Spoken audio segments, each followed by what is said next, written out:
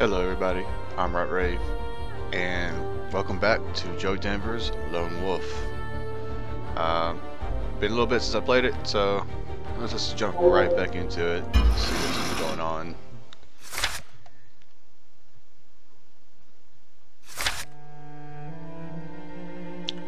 Sure, the winter sun is completely obscured by thick gray clouds, yet you are able to tell the time of day without its helpful presence. It is nearing midday.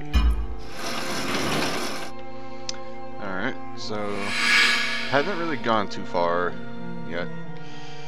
Always smart to meditate when it is safe.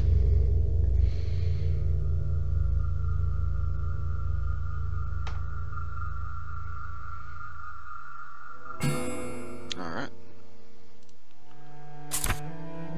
Now, Medallion's workshop. Of course. You follow the main street, tense and alert, ever watchful for signs of human life and Gak raiders.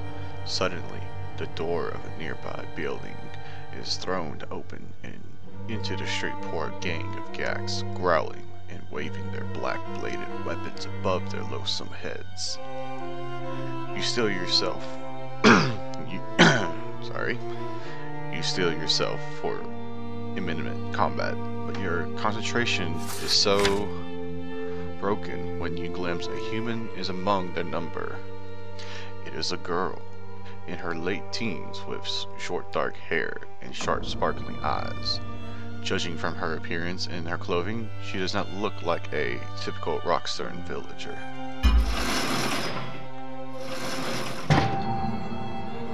Alright, let's see. What is our choice?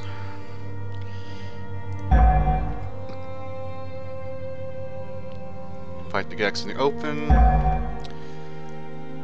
don't have the discipline, sorry. Take advantage of the confusion to observe the girl.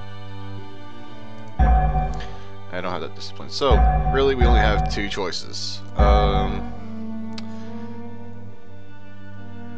We could fight the Gaks in the open, or simply observe.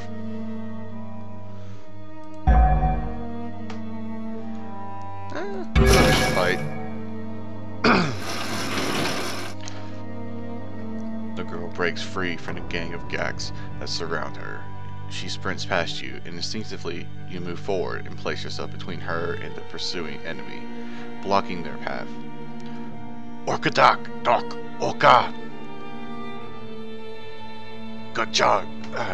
Probably not the pronunciation of that specific word, but you shout this disdainfully and Gak, while your command of their language leaves a lot to be desired. Yeah. It is good enough for these Gaks to understand what you have said. Pick on a human your own size. You glance over your shoulder and see the girl. She has stopped momentarily, and for a fleeting second your eyes meet. In the blink of an eye, she upholsters a small crossbow from beneath her cloak. It is unlike any crossbow you have ever seen before.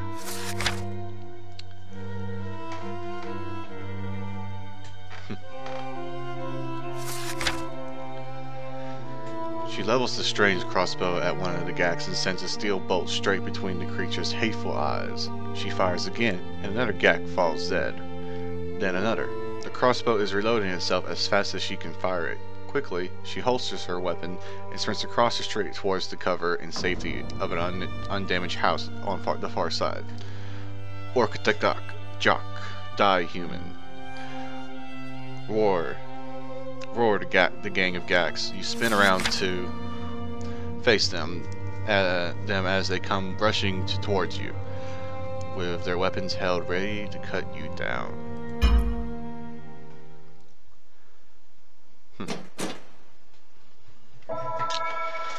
Alright.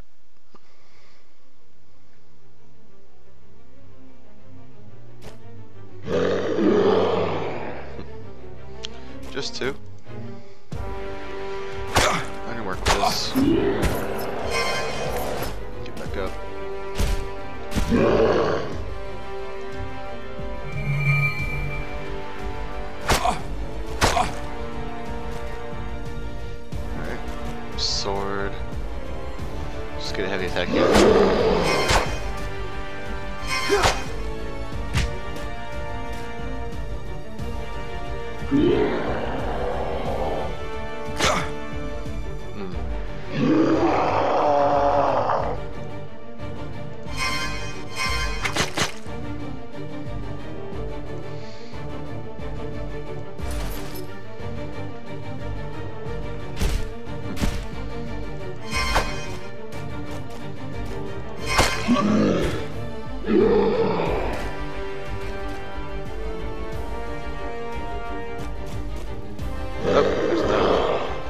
Alright, he has armor.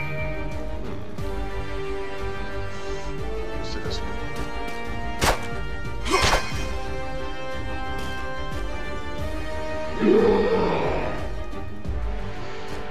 Well, no holding back for the armor, dude.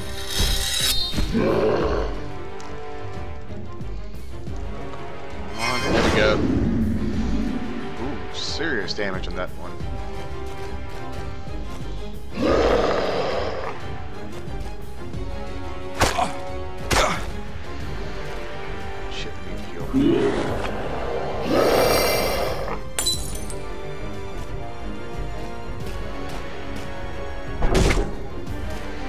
I fucked that up a little too early. It's gonna hurt.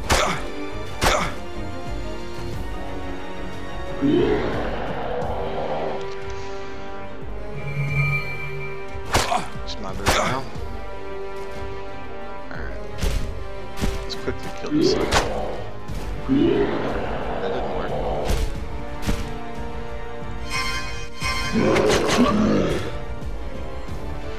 Now that he's dead, finish this guy off.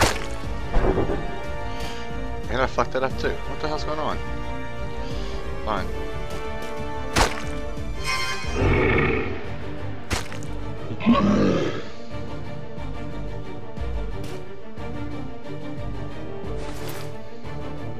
Well, won that battle at least.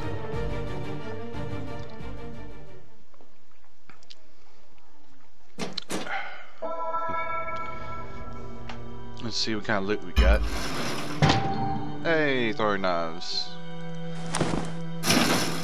The girl is nowhere to be seen. You focus your gaze on the house opposite and detect fresh tracks leading toward the front door of the largest house. It has escaped the fire that has ravaged much of this area, and clearly you can read the ornate signs fixed above the door. Redalion the Inventor. Stealthily, you approach the front door and twist its iron handle. It is locked. No shit. You lock it too? Sure, spit the lock. Be stealthier, quieter.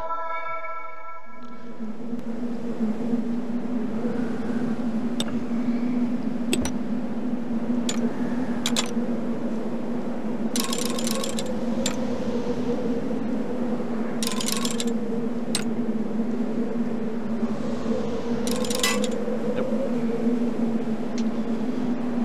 5 left.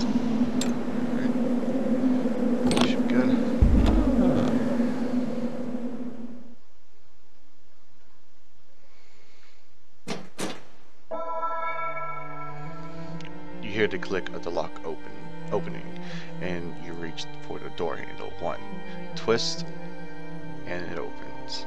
1 twist, and it opens easily on its well-oiled hinges. Cautiously, you enter the door. I can't speak. I don't know what's wrong. Sorry.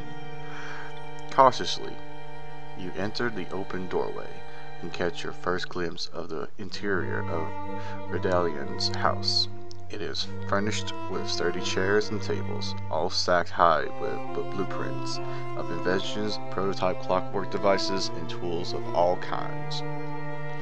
Your eyes adapt quickly to the dark interior, and your eyes detect the scurrying of female feet, shod in soft leather. From out of the shadows, the girl comes running towards you.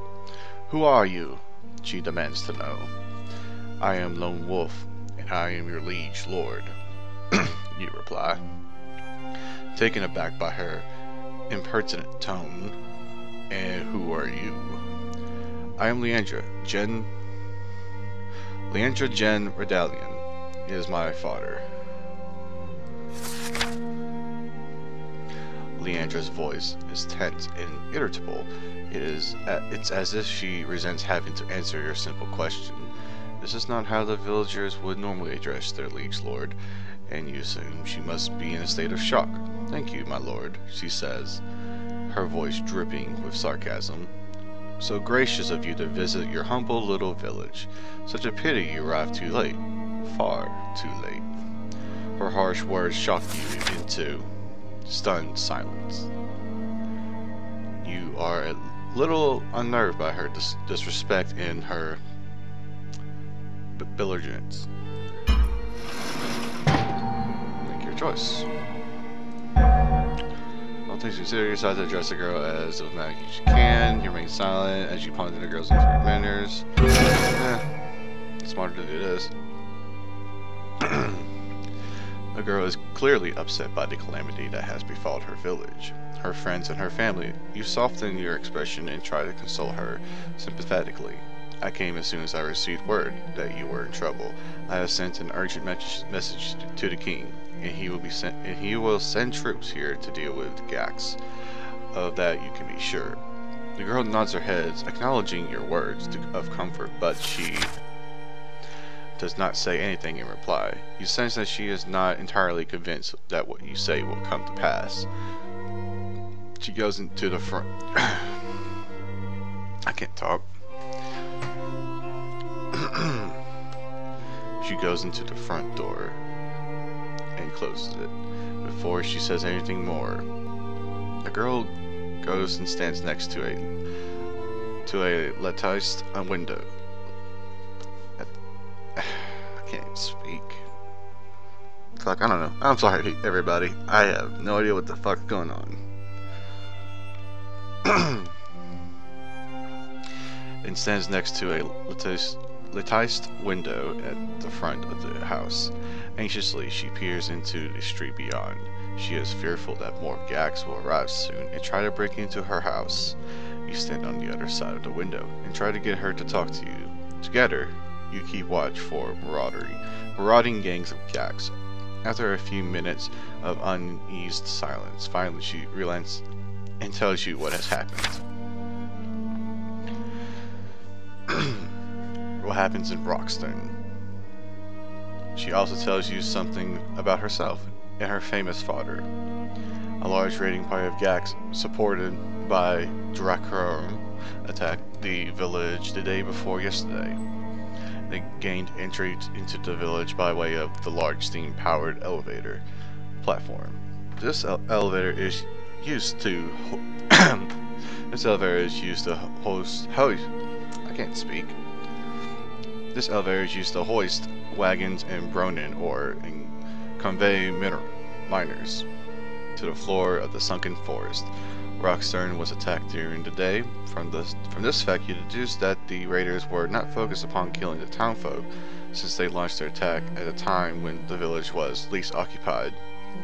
Many of the villagers were down in the sunken forest when the attack began, either working in the mines or gathering timber. These lucky ones have all since taken refuge in the mines, which may well be the safest place to be at the present and certainly the easiest to defend. Unfortunately, the timing of the attack caught the most vulnerable villagers unawares and undefended. You recall the macabre sight that greeted your arrival, and a shiver runs down your spine. The armies of the Dark Lords are cruel beyond reason. They delight in murder and mayhem, and no other way. Leandra is unsure about precisely what the raiders came for, but she stayed behind to sabotage the elevator. She acted with the help of Tarler, the village sheriff. By doing so, she would prevent the Gax from pursuing and killing her kinfolk before they could reach the sanctuary of the mines. She has since played cat and mouse with the Gax, constantly moving and hiding to avoid being captured or killed. She tells you that she removed 3 essential parts of the elevator machine, of the elevator mechanism: the compression valve, the drive chain, and the control handle. She has one of the parts in her pocket. It is the compression valve. The other 2 parts are in separate locations in the village. Leandra tells you that Tarler, the sheriff, has the control handle, and that she hid the drive chain in the foundry near to the ore smelting works, a large building located close to the cliff edge. Without these parts, the elevator is useless. The Gax cannot return to the forest floor. They are trapped here. The cliff is steep and sheer, and it's too treacherous to descend by rope. Leandra is anxious to rejoin her father and the others who are now hiding in the mines. Rockstern is far too dangerous a place for her to stay here any longer, but she is sorely aware that the only way down to the forest floor is by using the elevator. To do this, she must have all 3 of the missing parts so that she can refit them and get the elevator working again. Alright, let's see. You feel the urge to move on. There's no time to lose. You ask Leandra if she works as her father's assistant. You are impressed by Leandra's skills and you ask her about them. That's a good question. Would we rather ask her about her skills, or rather ask her about her father's being her father's assistant and not, or just move on because there's no time to lose?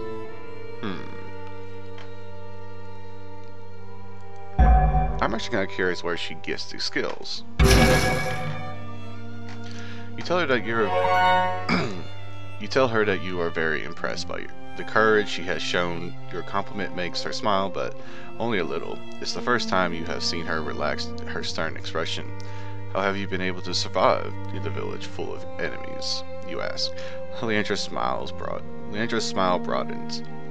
I followed my father's footsteps as an inventor, but my work is, how shall I say, less theatrical and more personal. She flits back her cloak to reveal her holstered crossbow. I'm a crack shot with this. It's kept me out of harm's way so far, but now I have only a few bolts left. My ammunition is running out fast, and so too, I fear, is my luck. She reaches to a velvet pouch hanging from her leather belt. She clicks open its clasp and takes out a small metal cylinder, which she hands to you. I think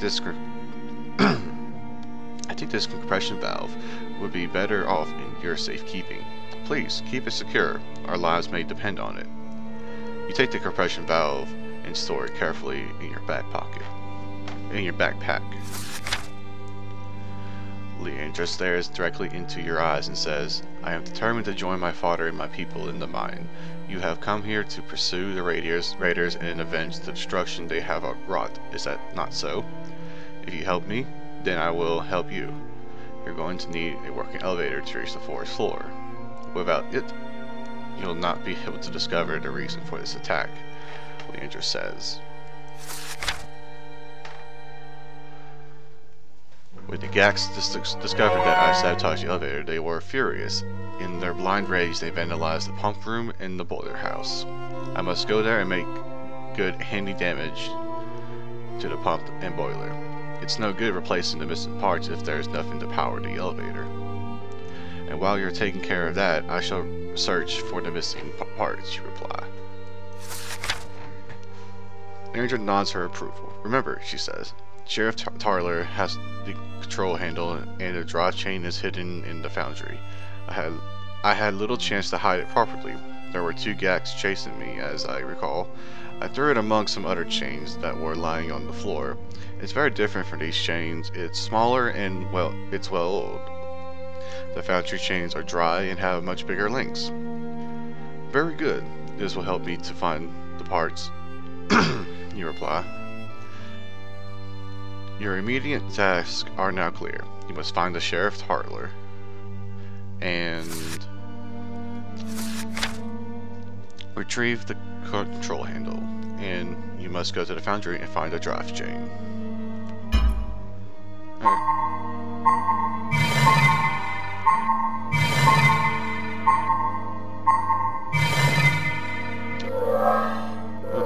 Intelligent went up instead of dexterity. That's good.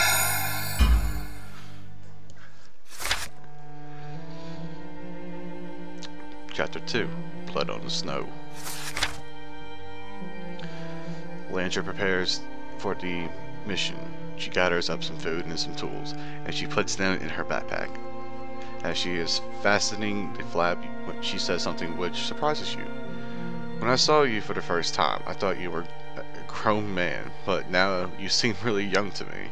Leandra shoulders her backpack, and she picks up a stiletto dagger and slips it inside her belt. There is an old tunnel in the cellar of this house, she says, and it runs all the way to the foundry. My father and I often use it to go there and buy the Bronin and iron we need for our inventions. You can use it as well to reach the foundry without having to take your chances out in the open, or you can come with me and I'll show you where the sheriff office is. The foundry on your own, or the sheriff's office with Leandra. The choice is yours.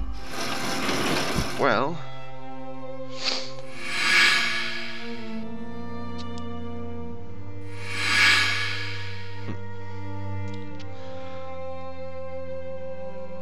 I think it'd be good to go to the sheriff's office first.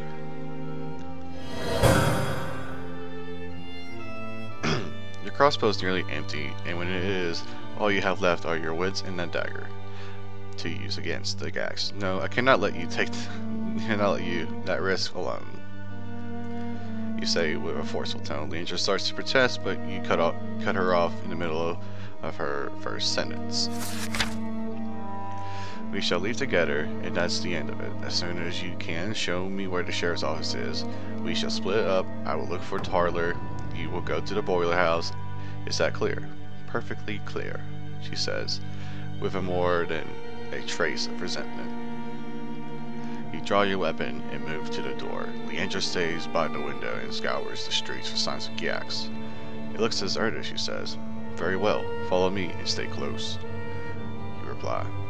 You pull open the front door and pause to make sure that Leandra is with you. She is standing in the doorway, her face frozen and expressionless, and you hear noises that you make your heart skip a beat.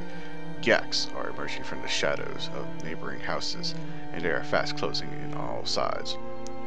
Where is the sheriff's office? You shout, demanding Leandra tell you before the fight ensues.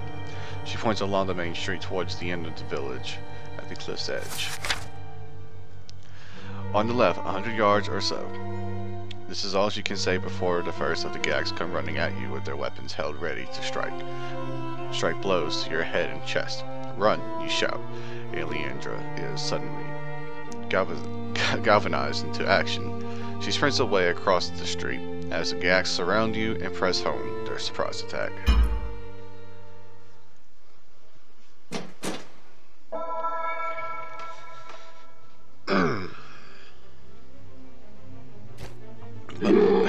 Here we go. Ah shit, I should have put some before I started this, but oh well. Too late now.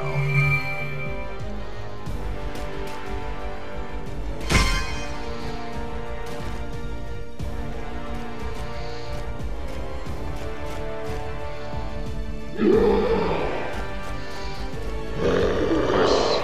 Alright. Heavy strike with this dude.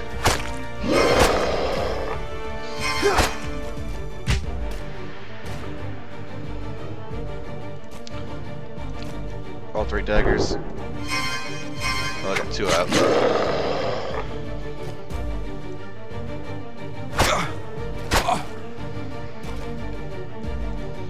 I need to shield up.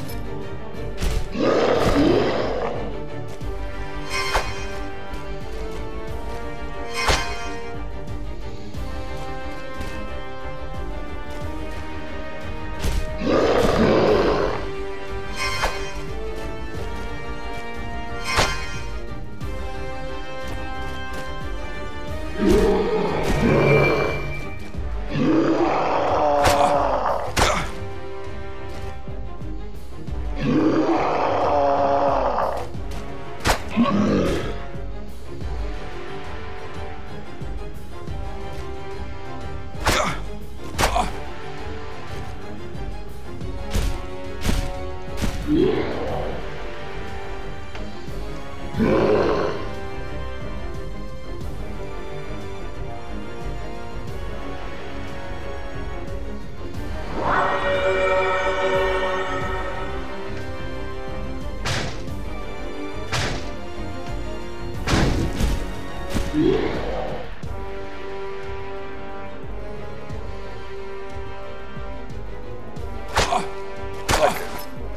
shit! I knew I should have quit.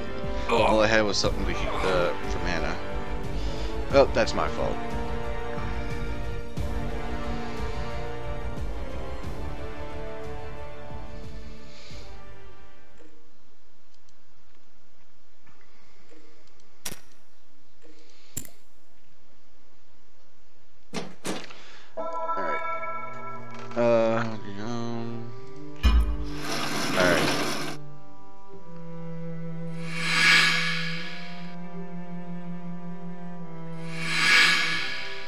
Chose this path, so we're gonna go this path again.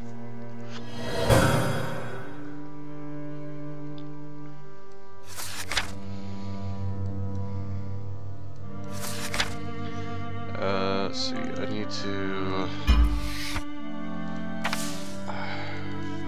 there it is. Yeah, that's where we're gonna go. Health potions.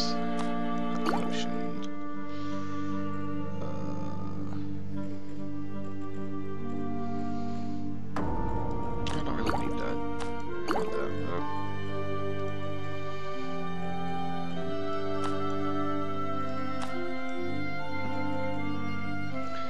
Okay, that should be good.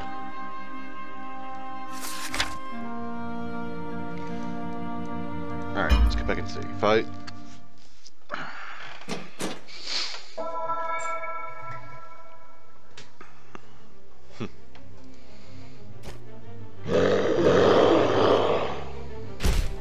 Let's take this guy out first.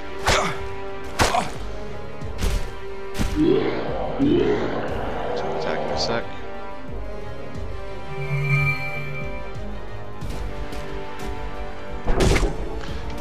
Always early on that one. Just that once. Finish.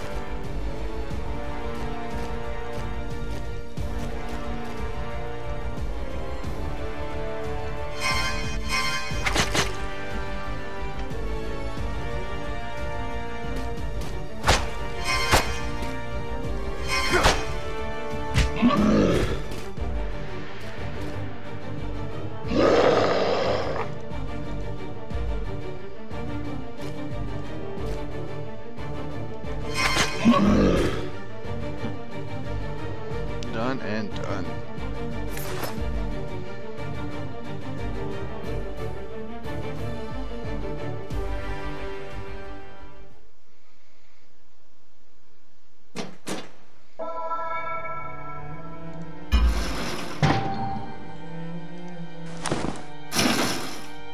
You approach the door of the sheriff's office, and take note of a painted shield that is fixed to the wall. It bears a distinctive emblem of Rockstern. 3 crossed sledgehammers on a white crossed field. Beneath a slated roofed porch, the main door is held ajar by a booted foot. It belongs to the body of a dead man, lying just inside the entrance. The stripes sewn onto the sleeves of his high-collared jacket tell you that this is Sheriff Tarler. He has been stabbed fatally in the back by a sharp Gak sword. You push open the door and step carefully inside the dead man's office. A search of his pockets revealed nothing. They have already been emptied. You sense that his personal items have been taken by the same Gak that took his life. You drag Tarler's body away from the entrance and push the door shut. The front room of the office is where the sheriff used to deal with daily matters of law and order in Rockstern. Now, those days are sadly gone. The room is dominated by a large desk made of some lending oak, beautifully engraved with provincial emblems and the personal crest of some lending heroes, past and present. In a corner of the room, you can see a large wooden chest with iron fittings, and at the back of the room, opposite of the main door, there's a flight of broad stone steps that lead down to the gallows cells below. This is where prisoners are held before trial. Let's do the chest real quick.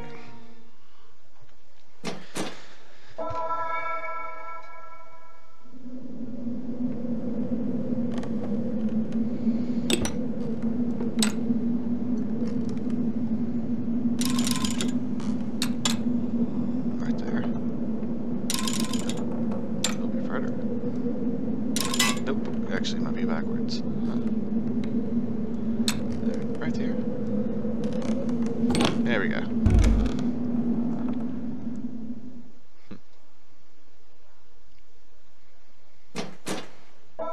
And what's in the chest? You managed to open the chest. It seems that the sheriff had made provisions to withstand an attack by sheltering inside his office.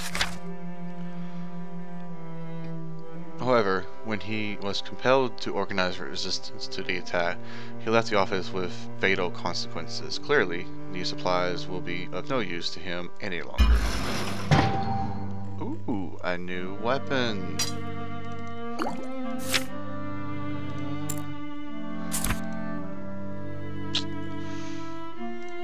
There's a weapon. Yeah, sword. Can be equipped with can be equipped in the offhand. Nah, I'd rather have it in the main hand right now. That shield's really useful.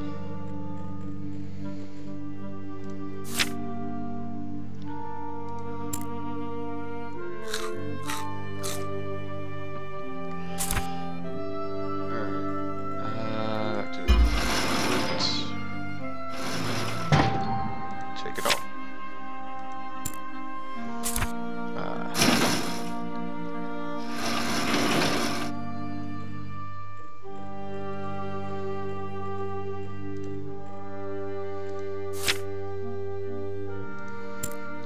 I can't use that item because I don't have a use for it. Superior letter. And then regular letter. Okay, let's just discard that for now. I want the hardened steel. And that. That's... yeah, take that. Nope, I don't need it. Okay, discard the rest.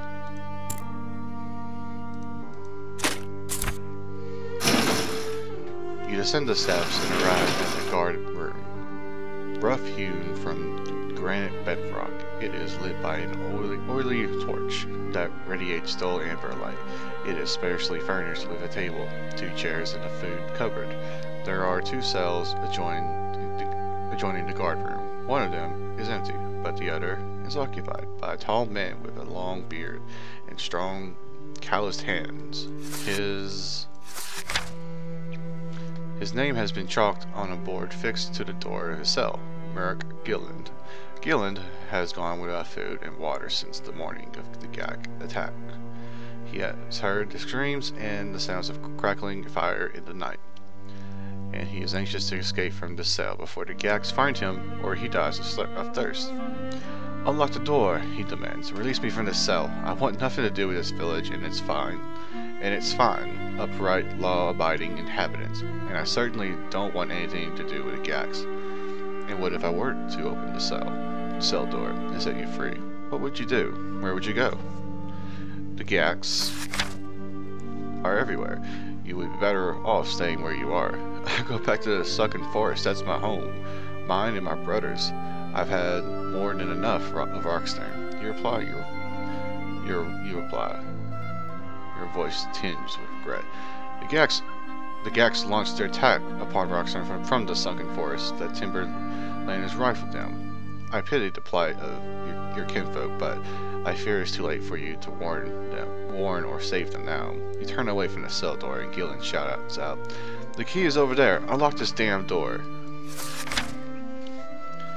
He points towards an iron fitting that fixes the torch to the wall. It's hanging from the torch bracket.